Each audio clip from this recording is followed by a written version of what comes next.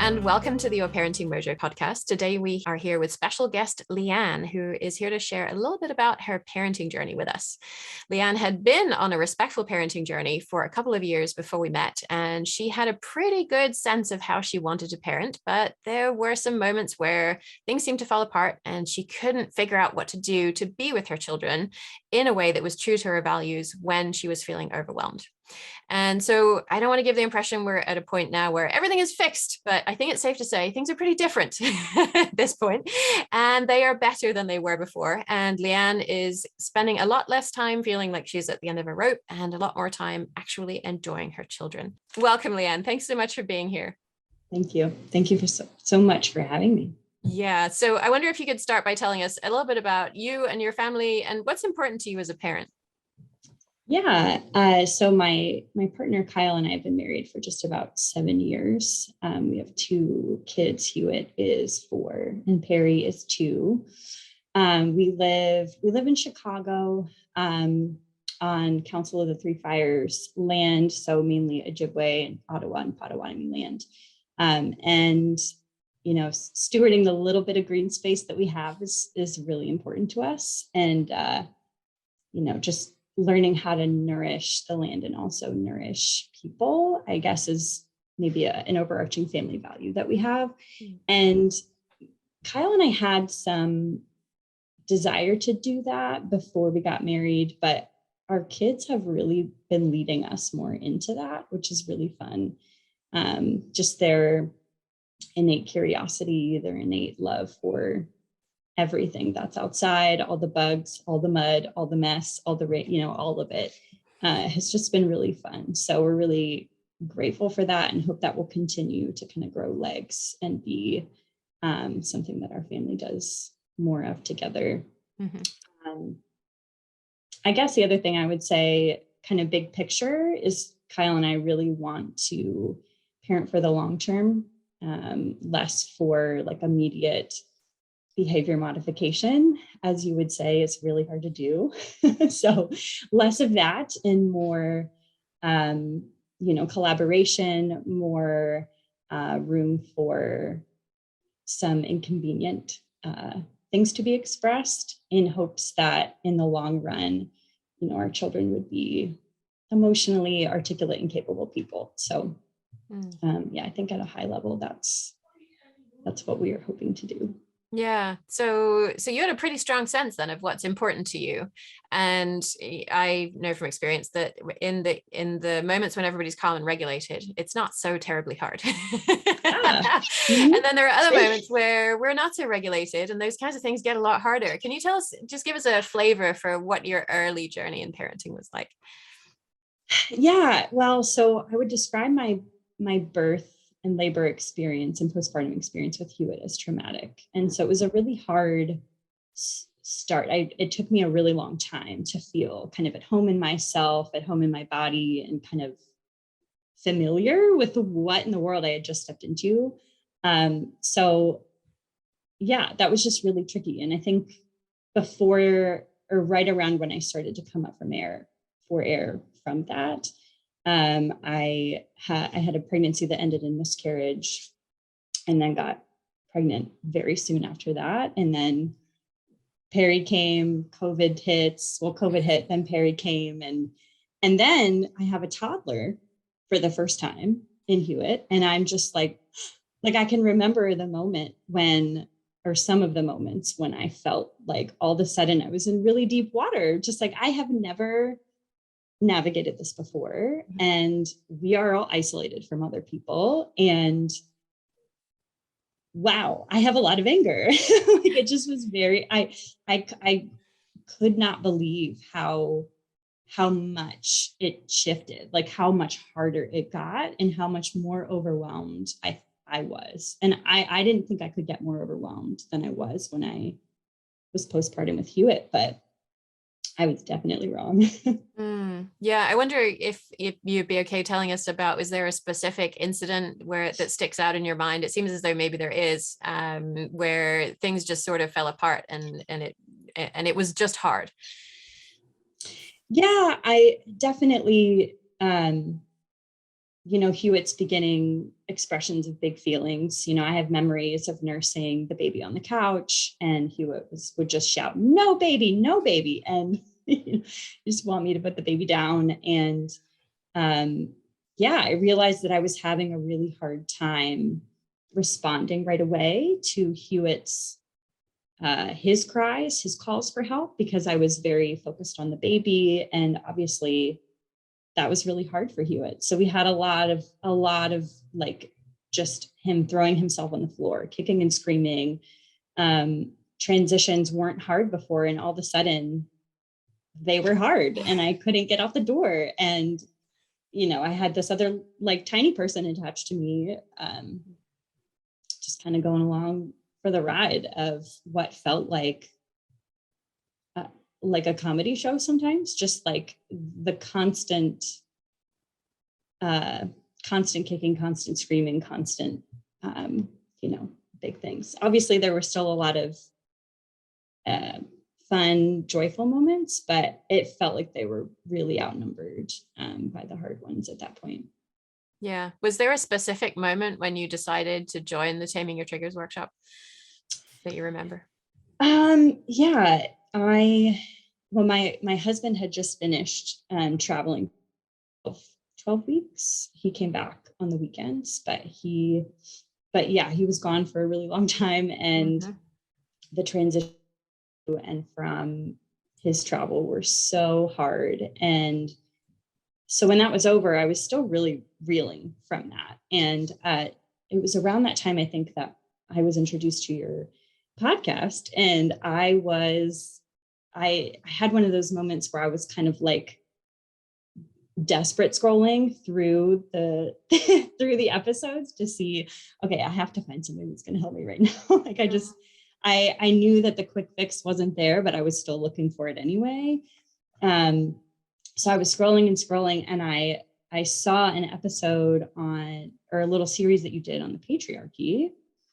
And it was actually episode 1 you did with Dr. Gilligan, I think it was. Yep. My goodness, that episode really unearthed some deep down things inside of me. And there was a lot of grief coming to the surface for me.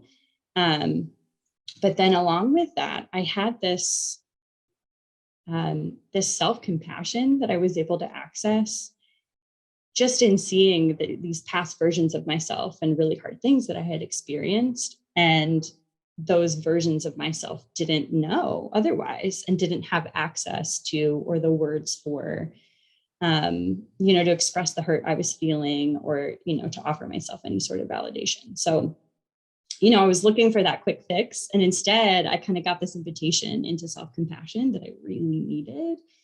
And I just craved more of that. And it was pretty soon after that I heard on one of your podcasts, I think, that the Taming Your Triggers was opening. And I thought, I'm pretty convinced that that would be helpful. I'm convinced that my triggers aren't just because I'm pretty sure that it's because there's deep down parts of myself that are really hurting.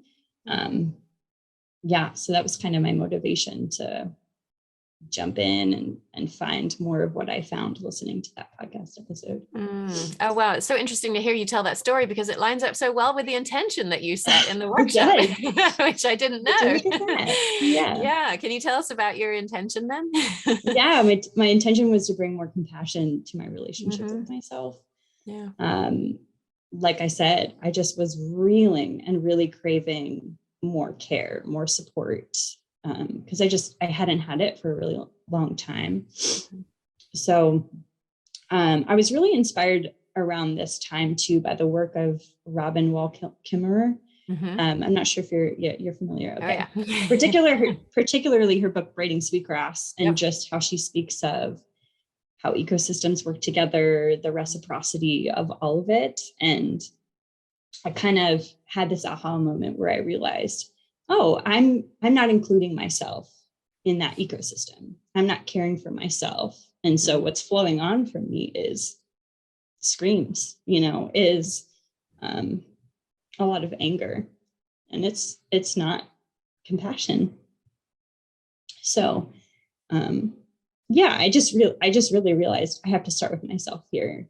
There's definitely a history in my family of martyrdom. And so I knew that this was a really great first step and an invitation for me out of that and into genuine care that would start with myself. Yeah. I just want to hold a little bit of space for the emotions that seem to be coming up right now. And yeah. White supremacy says we keep on plowing ahead and and ignore that. And I just want to honor that and make space for that. Yeah, it's so interesting that you came to this through the patriarchy episode, because that's where we learn this stuff, right? That's where we got hurt is in these power structures telling us you may show up in this way, you may not show up in this way. Yeah, you may not have needs. You will keep plowing ahead, you will keep making progress and self-compassion. What? Right. Exactly. Yeah. Okay, so you did have some doubts early on, it seems. Oh yeah, I confess too. And so pretty early on in the workshop, the topic of needs tends to come up because that sort of underpins so much of the work that we do. And I think that you were having a hard time with the idea that when we're in one of these difficult interactions we're having with our children, that we could actually potentially see and meet two people's needs in that interaction. I wonder if you can maybe, there may be an incident that you're thinking of that can illustrate what you had in mind when you wrote that post. And then what do you see that's different now in how you approach those kinds of situations? Sure. Yeah. So, well, when we initially started to talk about needs, it felt like a paradigm shift for me. I was like, oh, great. This is a new lens, a new way of looking at all of this. And so, at first I kind of thought, oh, so this is what I've been doing wrong. Okay, so I'll just fix this thing and then we'll be set, right? So yeah, I can remember the moments when there was one in particular where I was on a hike with my kids and they kind of all at once, they both got very tired, very hungry, needed a snack. We had spilled a lot of the snack that we had. It had lots of sand and dirt in it. I was feeling the same way. I was going to eat some of that snack. And, we just, all of us together were having a really hard time. And it felt like this, identifying their needs was like, okay, they're hungry, they're tired, they're thirsty, and so am I, but now what? And I just remember like, this isn't that helpful. This is not, this doesn't feel like a paradigm shift anymore. Right. Or even like when we can identify the needs, it doesn't necessarily calm the internal chaos that I am feeling, or I'm feeling that internal chaos and I don't have a clue what people need. And if I ask my 4 or 2-year-old what they need, like they're not going to have access to that. If I don't know, there's no way that they know, probably. Yeah. So, so I sort of felt a little, I don't want to say bait and switch, because that's not at all what it was, but that's how I experienced it. Like, here's the paradigm shift. Ooh, still not there, still not helping. So, that was kind of early on. And then you mentioned this concept of a triple bind. That was helpful because I realized, okay, I don't anticipate my kids' needs, I'm failing. And then when they're screaming at me for the second, third, fourth, or fifth time to get them this thing and that I still haven't gotten for them, or that we just don't have access to right now, I failed again. Awesome. And then thirdly, if I need to set a boundary or say no, or, for whatever reason, can't give them what they are expressing need for, I failed a third time. Awesome. And it's just like, I was realizing how caught I was there and how much of my like worth was kind of hanging in the balance in my head, and where I felt like, like I was just failing all the time. That was really big. So I'd have to say that was the main thing that started to shift for me, is that I started to see well, first I started to believe, oh, this can be different. It can be different. This doesn't have to just keep devolving into more and more like screams and cries and me getting so frustrated that I eventually snap. There can be another way. I think other stories from folks in the community were really helpful for me with that. Like I just sort of was throwing it out there of like, can y'all believe that this can happen for me? Because I don't know. Like, I don't know if it can. But also as I started to get glimpses of that for myself and believing it could be different and believing that my kids' needs were more about them desiring connection to themselves, to me, to other people, then the needs became more information for me and not like a tax on my worth as a person, which sounds honestly silly to like say that, but I know so many folks can relate to the overwhelm that exists bodily in like, no, literally, you are coming for me right now. It's like, that's how it feels. Mm-hmm. Yeah. So believing things could be different and then starting to see glimpses of that happening, mostly because I wasn't taking everything so personally, and was able to have a little bit of space, I guess, in between me feeling some way, and what my kids were actually looking for. Yeah. So the needs became a lot more just like factual or just information for me, useful information than, what I was like weaponizing them to be, basically. Yeah, it's amazing how creating that space between what we think is happening and then what we can see is our reaction to what is happening allows us to say, what if that wasn't true? What if this wasn't an indictment of me as a parent? What if this wasn't my child is going to fail if I don't teach them this one lesson right now? My child is going to grow up to be an ungrateful, horrible person because I haven't instilled this value in them. And yeah. I think I was also missing my needs, so that was the other big thing that started to change was that I started to see my needs as equally as important as my child's needs, or the needs of my children and my partner. And that just wasn't true before. Like I just wasn't considering what I was needing. And so it makes sense that I was so quick to just really get frustrated and kind of bubble up until that inevitable point. I remember feeling on multiple accounts, like the self-talk, you're just going to explode. So why not just like that's how this is going to go. Like we both know that we both know this is going to go. And yeah, it was really lovely to watch that start to fade. Mm-hmm. Yeah. And I guess the specific incident I'm thinking of when this started to percolate down for you and you realized that you had needs was the bedtime struggles that you were having. Was that sort of what you saw as well? Was that a big shift for you in terms of how you perceive that? Yes, I think you're right. I'm glad you jogged my memory here because bedtime with Hewitt was really hard. Basically Hewitt was really wanting and expressing desire for me. And I was like, I just need space from you. And so initially that just felt like a dead end and felt like we can't meet both needs here. Either I give way or Hewitt gives way, which one is it going to be? And I felt like I always had to choose.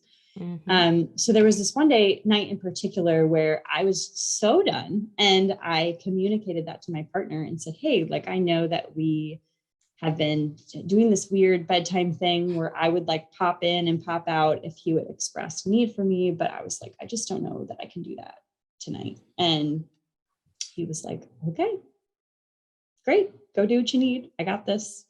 And so I got in the bathtub and I was thinking, Hewitt will see that I'm getting in the bathtub and he'll know, oh, mom's not an option. And then it'll just be fine.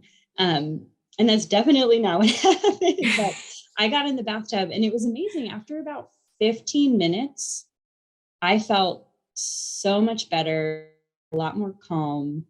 And I was actually able to start thinking about what I truly needed. I think the bath, I don't know if it was what I needed or not, but it was at least, it gave me the space to kind of consider what was really there for me.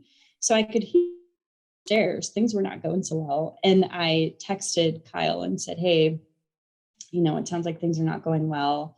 I feel like now I have the capacity to have a problem solving conversation. Do you want to do that? And would that be helpful? He was like, yes. So, I got out and we chatted about it. And what I offered to Hewitt was to sit in his room while the bedtime routine was going on and just read a book that I had, because I realized my true need was just to take a break from active parenting. I didn't mind being in proximity to Hewitt, but I needed a break from kind of running things. And he was fine with that. And so I literally sat in his room, had earphones on, read a book. And then he was able to continue on with the routine with his dad. And so it was interesting. Afterwards, Kyle was like, I feel like nobody won in that situation. But then we chatted about it a little bit more and kind of realized, actually, that was great. So I think initially Kyle felt like he had failed because I didn't get the space, quote unquote, that I was asking for, when in reality, I was fine. Like, I was happily, very content to sit there. So yeah, that was a really big shift. And that kind of led to more of that sort of creativity. And well, we did that for about 4 or 5 nights. And then there was a day where I was like, I can't be in his room at all. I don't have the capacity for that. And I was honest about that and told him throughout the day that was going to happen. And it was really fine. There was a little bit of pushback, but it felt really good for me and important for me to hold that boundary. And Hewitt actually found ways of kind of connecting to me again. Like, he started to send me audio messages from Kyle's phone. And at first they were like, mommy, just like really anxious. And then they started to be like, mommy. Daddy and I read books. And so you could tell that like he wasn't actually anxious anymore. He was just used to expressing that anxiety. But he doesn't even send them to me anymore. And we just do this game before he goes to bed where he fills up his mommy tank. However that looks however he wants that to look. And yeah, so the creativity there has been really, really key. Yeah, absolutely. What an awesome illustration of the process. And just to sort of pull out some bits of that for parents who are listening, what we're not saying is that every time your child's dysregulated, you should go take a bath. Oh, sure. Because that's probably impractical. But that what you did there was you saw that you were getting dysregulated. You saw that you had a need, even though you weren't sure exactly what that need was, but you're like, you picked a strategy that you thought could help you and you tried it. Sure. And it turned out that did help in that instance. There could potentially have been other strategies that could have helped as well, but you're new to this, you picked a strategy, you tried it, it helped you to re-regulate. And then you realized that you are able to meet your need for self-care at the same time as your child's need for your proximity, for connection with you is also being met. And of course, the key here is he is satisfied by just proximity. He doesn't need you to be actively parenting. Right. And so you are then able to meet both needs in what's a pretty unconventional arrangement, right? Mom in the bedroom, ignoring the child reading a book. I mean, I haven't seen that specific advice in any parenting manual. The key is it met both of your needs. Yeah. And then you realized after a few days, this isn't meeting my need anymore. And I think we get sort of really hung up on this idea that I'm going to find the thing and we're going to find the perfect routine and it's always going to work. And this is going to be easy from here on out. And instead you kept in touch with what was going on for you. And you realized, you know what, this actually isn't meeting my need anymore. And then you were upfront about that and you set a boundary. And there was some pushback, because there often are, because it doesn't always feel amazing to be on the backside of somebody's boundary. But what does our child learn about this? Right? Our child learns that we all have the right to set boundaries about what feels right to us, and that they have the right to do that too, and that other people will do that in their lives. And this is not a rejection of them. This is not a rejection of, you child are terrible and I'm not doing this thing with you. It's just this doesn't really feel right for me. And so we're going to find another way to do it. So, so thank you. That was an awesome illustration. And then you started using this, the idea of creating the pause in other areas of your life, right? I remember the wedding dresses. Do you remember the wedding dresses? The wedding dresses. Yes. My sister was newly engaged at the time and wanted to try on wedding dresses in another city and invited me to join. And so I got this text from her. She said, what dates work for you? And I was like, oh no. It's like, okay, do I say yes? If I do, I'm totally like, I'm abandoning Kyle. That's what would happen. And if I say no, I'm failing her. I'm abandoning her, and so all these things are swirling through my head. The logistics were very stressful. And I just was internally freaking out and yes, took a little bit of a pause. I remember putting my phone down and I was like, I can't respond right now. And then I thought, okay, maybe I can respond, but I can just let her know I'm not ready to say yes. I'm not ready to say no. I am just letting you know that, I'm finding them to be stressful. I want to be there. And also I'm not sure if I can do this. So go ahead and book, a day that works for you and everybody else, and let me know what that day is, and I will do what I can to be there. So it was sweet because my family is not super used to just that level of honesty, I would say, or at least it's new for us. And so it was sweet to have her meet me in that. And, she was very understanding and caring. And, we were able to have an honest conversation about all of it. Instead of me having this like anxiety attack behind the scenes and just like agreeing or saying no, or, kind of giving myself time to really consider, okay. And to consider Kyle too, and talk with him about it. It was a really helpful process to go through.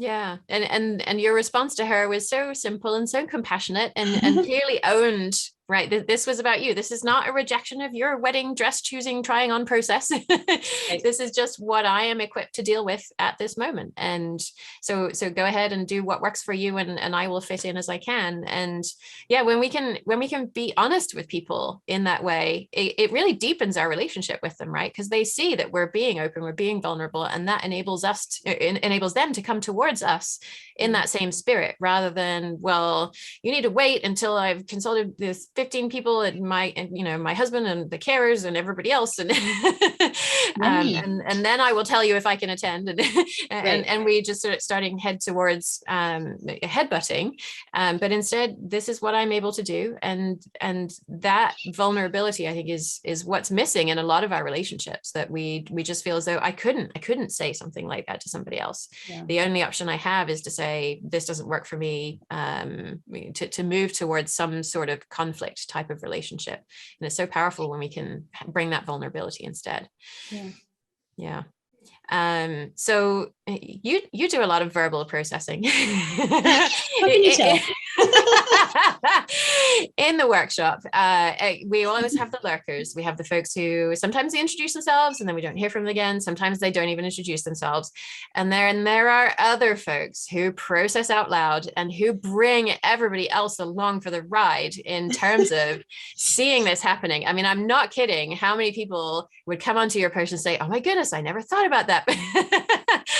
Because that's what processing in community does, when you don't even realize that this is a thing for you, and you hear somebody else articulate it and you're like, me too. Yes. So I wonder, can you say a little bit about maybe what you were expected to get out of this? Because my hunch is you expected to get knowledge, you expected to get the nugget of information that was going to fix you, to fix these situations, and then everything would be better in your family. And what did you actually get, and how did community sort of relate to that? Yeah, well, I mean, back to my frantic scrolling to find a podcast that would fix, where I was early on. I mean, I was definitely hoping for a lot of paradigm shifting information, which I did receive. But yeah, the community was really everything. I did not expect to be so vocal, truly. I think, yeah, I don't know. I think I felt really free in the community to be honest and open. And then I also was really experiencing the learning from other folks. And so I think I just believed, I'm really in all these posts that I'm making, and I'm, like reading them 100 times before I make them, but whatever, in the spirit of learning, send, and it just was, it was, yeah, so that definitely went both ways. But there's a friend of mine who I really have to credit with so much of just my internal preparation for this workshop. This friend is a fellow mama of 2 kids and is currently a single parent. And during that time when Kyle was gone for 12 weeks, this friend showed up for me time and time again. And even like insisting a few times. I can remember being sick and this friend was like, bring in food, it's on your porch. And, there was food, but then also like all these snacks and all these, all these like sparkling waters and just kind of like the extra things that this friend knew that I liked. And it just was this level of care that I don't really expect from people, that I don't look for, that I don't think I deserve, all of it, especially not from somebody who doesn't have much capacity. And so I sort of started the workshop on a mini wave of energy because I was just really full from, Kimmer's work on all of this with reciprocity, and then also kind of living that out and seeing that happen in community with this person who, again, like our culture would say, having a lot to offer looks like a lot of money, a lot of time, a lot of professional advice or experience, a lot of tenure somewhere. And that had nothing to do with our relationship. It was very much us taking turns needing and receiving, us offering. And so, yeah, I think I started the workshop on a wave of really believing that, having experienced it in community and really wanting to offer that to people and receive it too. Like I knew I would hit walls and kind of need help from other people to kind of like get my head back in it, or, again, to believe that shifts were coming and possible. So yeah, I really, I really think the community was everything. And you said at the beginning, you were like, so little of what you will get out of this will come from what I will actually teach you. And I was like, yeah, okay. And, it was both and what am I paying for? But it was definitely true. And the community is for sure what had Kyle and I want to stick around, and be part of the membership. We were just like, how do we pass up a whole year of access to that community? Yeah. And so it's really that processing, that finding that space, that and I think you actually said it yourself, that we're all going to be down at some time and others are going to be up at some time, and we can kind of buoy each other up when we need it. Yes. And just sort of trust that there's going to be someone, which is why we have that need help now space where anyone can post and say, I need help right now. And we make sure everybody has their notifications turned on for that. And so that when somebody does need it, there 15 people hop on and say, I hear you. Yeah. You're not alone. We're here with you. What do you need right now? And sometimes that person needs support and advice. Sometimes they just need to vent and be told there's somebody out there somewhere who is thinking of you.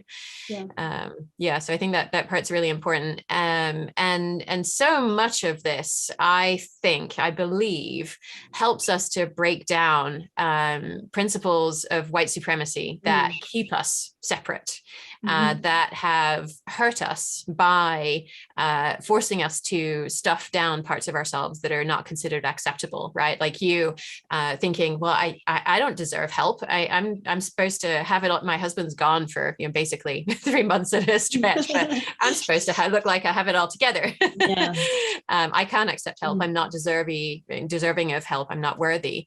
And so I wonder, I know this was an idea that you explored in the workshop. Can you tell us a little bit about how you've seen some of those principles of white supremacy showing up in your family of origin? And then maybe we can talk a little bit about things you're doing to interrupt the cycle.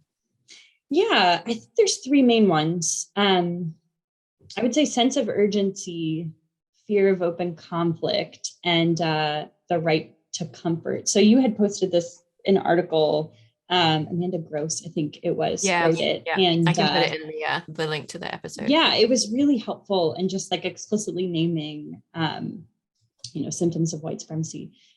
So yeah, but as a kid, I think, sense of urgency, I can remember playing in the creek, playing outside a lot and just feeling free. And then there was this really stark contrast between that and the rest of life. Anything organized that we would go to, even just getting out the door, there was this hurry, there was this sense of urgency, and fear of open conflict, definitely. Lots of brushing things under the rug, lots of not feeling like any power or authority could be challenged. And then right to comfort specifically for those in power and authority. And so again, I remember feeling like a little kid who wasn't allowed to need things, who wasn't allowed to, or at least not express my need for things. And those needs weren't as important as the adults, the men specifically. And so I just kind of internalized that I wasn't important because of these things. I was kind of drug along, urgently to do things, to accomplish things. I wasn't allowed to, making conflict was a no-no. There were lots of taboo, like things that you just don't talk about. So it really birthed a lot of shame in me. And I didn't feel very connected to myself as a person. I didn't feel very connected to what I needed.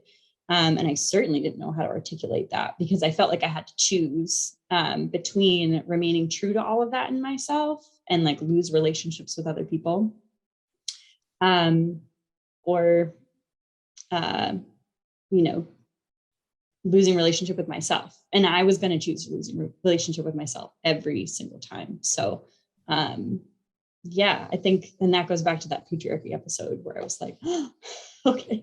Yeah, because we all choose that, right? Because the possibility of being rejected by our parents and caregivers is just terrifying. Yeah. And so losing touch with who you are is less terrifying than losing touch with your protectors, even if the things that they are doing are hurting.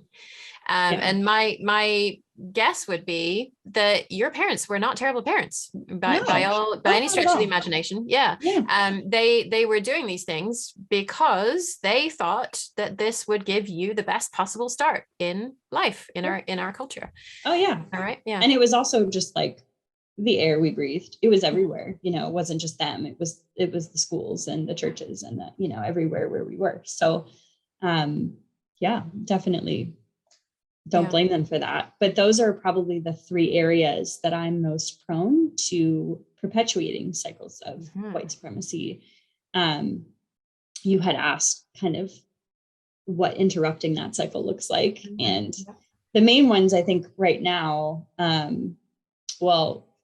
kids have 0 sense of urgency and they're very present and not concerned with whatever pace, we are setting or being on time, and I'm trying to see that as a superpower, because my goodness, wow, it feels like it would be a superpower for me to have. So trying to yield to that and to their pace a little bit more, and giving them more autonomy over, the pace at which we move, is helpful, especially when we don't have anywhere to be, where we have to be on time.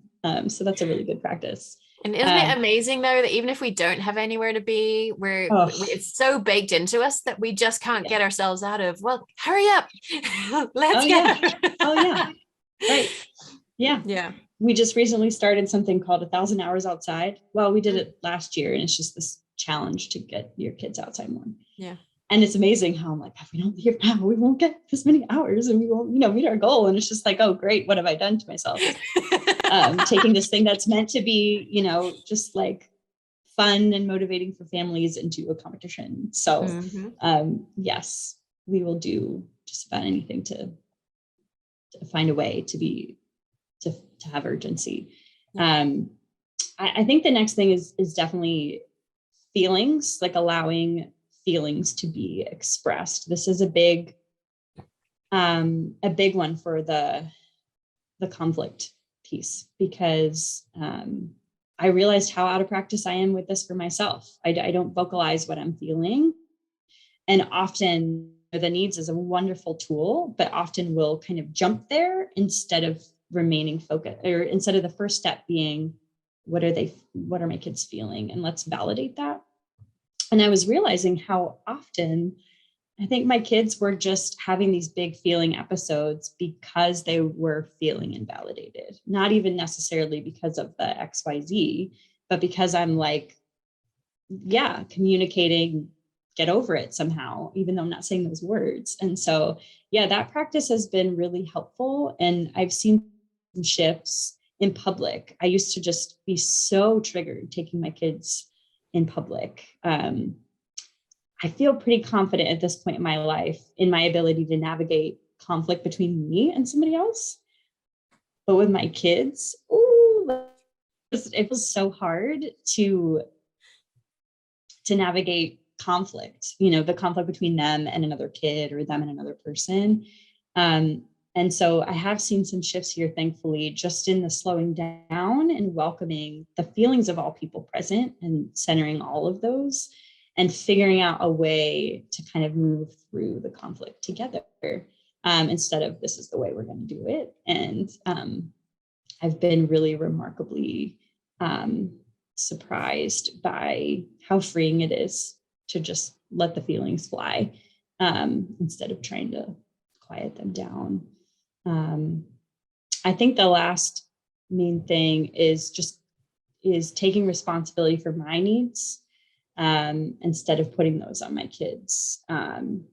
So a big one is noise. And so I think, and I'm tempted to think I'm the adult here. So like what I want, my kids should make me feel comfortable. And if they're a young place, we're going to shut this down. And so I think there was a podcast episode, the nonviolent communication podcast episode, where the example of the kids being loud, and then the parent said, can you please be quiet? And the kids were basically like, nope. And the parent was like, okay, I'll go get earplugs. I was like, what? Are you kidding me? Like, you can do that?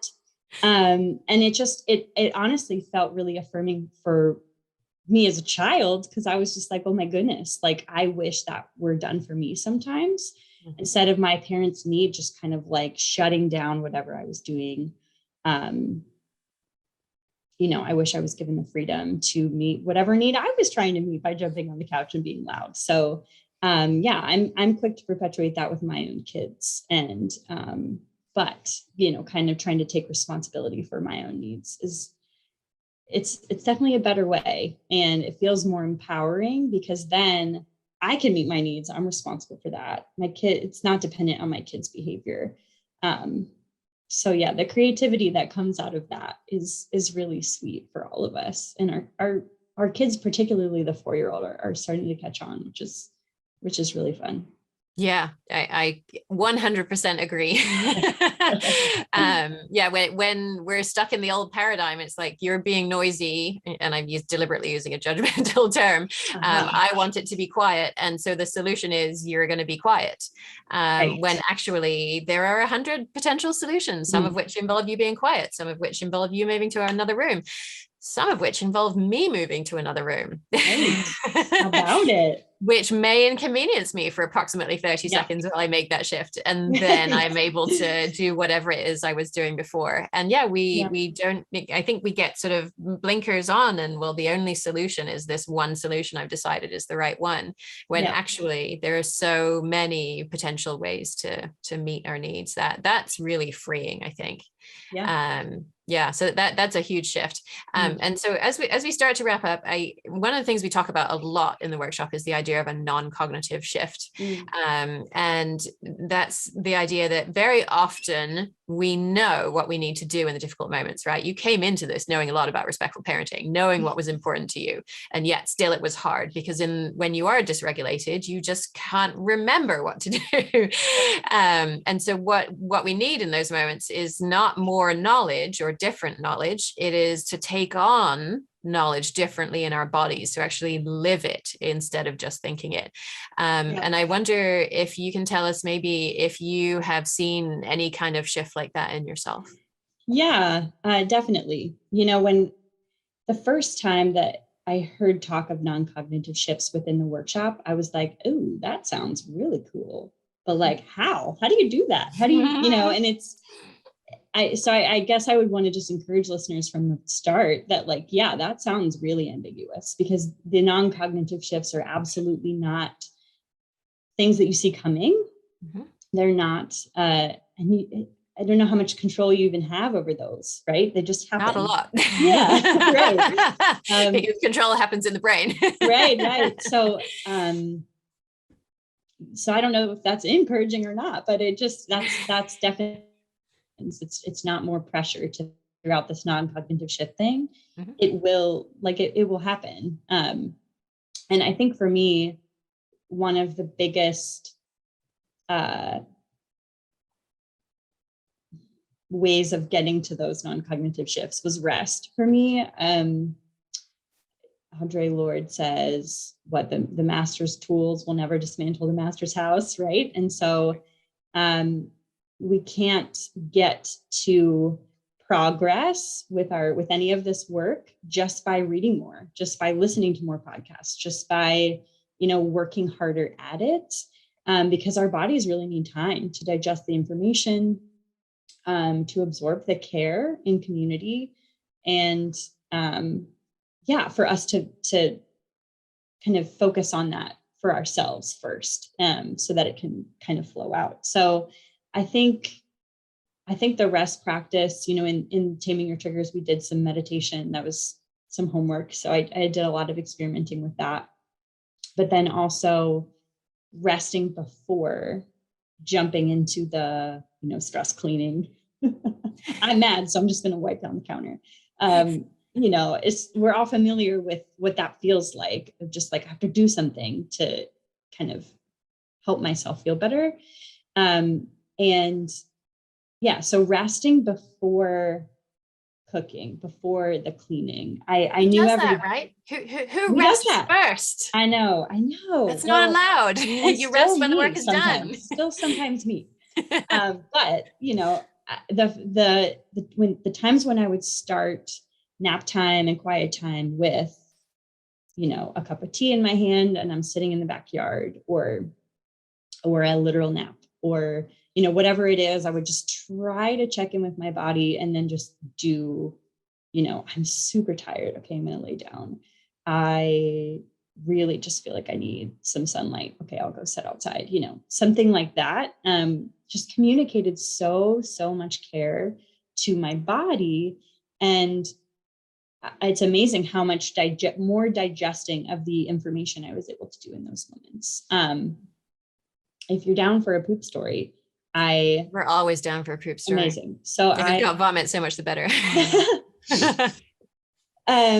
There was a day when I was so tired, and I thought, okay, I'll just lay down on the couch, next to Hewitt. He probably won't let me sleep, but I'll give it a try. 15 minutes. So I put Perry down to take a nap, and then I laid down too. I had snacks like for Hewitt. It's like, here, please let me sleep. And I woke up 90 minutes later. And I was in shock. Hewitt had even more snacks around him. It was perfect. I mean, and so for a split second, I was really tempted to think, oh my gosh, I can't believe I slept that long. I have all this much, da, da, da, da, da. But that was like immediately quieted by the fact that my body felt so much better. The headache I didn't realize I had was gone. I felt like, oh, I've got some energy.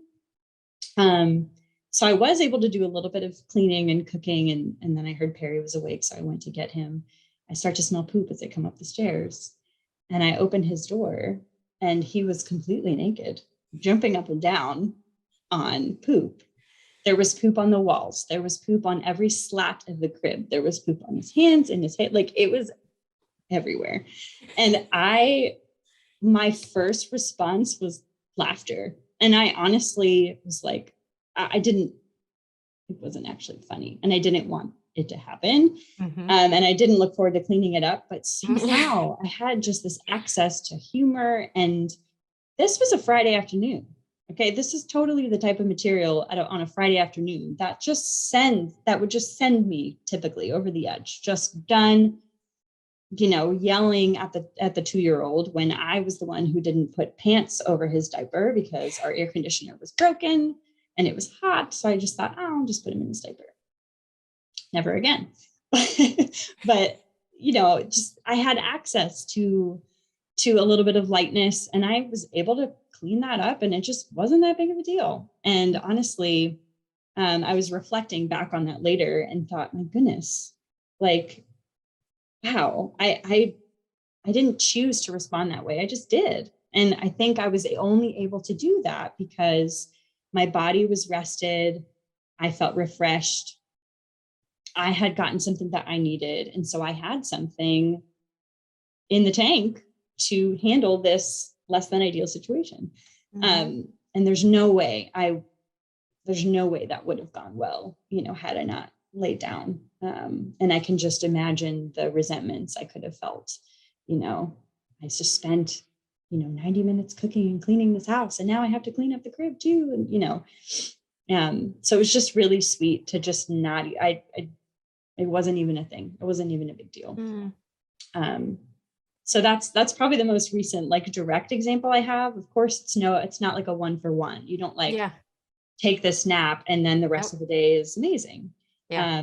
But I have found this work to really build on itself and you really start to gain momentum. And I don't know if momentum is the right word, but little shifts make a big difference and that builds on itself for sure. And so yeah, the rest before is a huge component for me of that. And Trisha Hersey's work has been really helpful for me, just in exploring sleep hygiene, rest hygiene, trying to actually make a practice of rest. And she has just some really gracious offerings of. Yeah, she's the Nap Ministry on Instagram. But I think more people are familiar with her through that avenue. Yeah. So yeah, I'm very grateful to her for her work. And I'm really seeing the non-cognitive shifts kind of stack up the more that I rest. Mm-hmm. Yeah. And so I do want to sort of take that one step further, because I felt for a long time that while there are listeners, people who come into the workshop and what they desperately need is rest, and they are in a situation where I am at the end of my rope and this is what I have to do right now to be able to keep going. But I have always had this idea that if what I'm doing is essentially giving more resources to white women, that I am missing something here in my work. And so the step further, if you're willing to talk a little bit about this, is what does being more rested enable you to do in the world? Yeah, it definitely brings up a lot more creativity for me in considering what I do have So it's so easy in our culture to think about what we don't have, think about what our limitations are, and shut ourselves, like, I don't have time, I don't have that much money, and we kind of stop there. So what do you do? I don't have much to offer organizations if I don't have much time and I don't have much money. So one thing that my partner and I ended up doing is, there was a friend who in our community that really needed a car. And we're like, gosh, like, we can't make that big of a dent in terms of helping you buy a car monetarily. But then realized, okay, what we do have is a house that's on a pretty busy street, and we have a yard, and we have, we had moved into the stuff and had stuff in the garage and always excess. So we gathered a bunch of our stuff, had other friends give us stuff, and we hosted a yard sale, and ended up being able to give a pretty good chunk of money to this friend. And, I think that type of thinking has been helping us. I also have realized in the evenings, there are definitely times that I have a little bit of time to offer. And you know what? I actually think I have a need for more collaboration with other folks in our community towards some kind of effort. And so, yeah, why not pick a one day of the week, or even if it's not every week, and collaborate with folks, at a community garden or something like that. And so that's another way in which there's simultaneous needs being met, and they're my own too, very much so.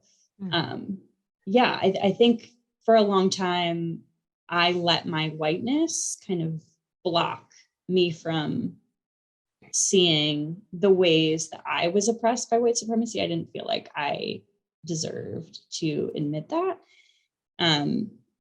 But that is the oppression of white supremacy right there. And so I think, the really gracious invitations into more rest, particularly from the Black community, are helping me to kind of unwind some of that and really internalize a lot more care that then can flow on. And so, definitely hoping for more access to that creativity, which again comes from rest. So my partner and I have some more dreams we're working on, and we're starting to spend mornings in the garden together. We've been doing that for a couple months now, before the kids wake up.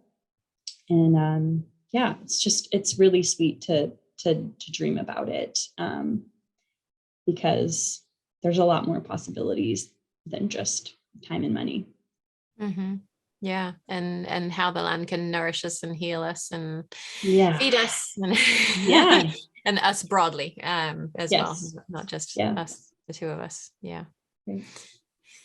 Thank you so much for being here and taking us on this journey. It's been an absolute honor and a privilege to walk this little bit of it with you, and to see the shifts that you've made, not just in your family, but how that is also rippling out into the broader world, right? And it's so clear to me, this is not, you showing up in these organizations, volunteering and white savioring your way to working with them, but in a mutual aid kind of model of, I'm here and I'm here to help, and tell me what you need. And that is a model that I'm really interested in exploring more of, because I think through BIPOC pioneers who have been doing this work for generations now. It's a very different model than many of us white folks have grown up with. Sure. So thank you for coming on and sharing your journey in all of its various aspects with us.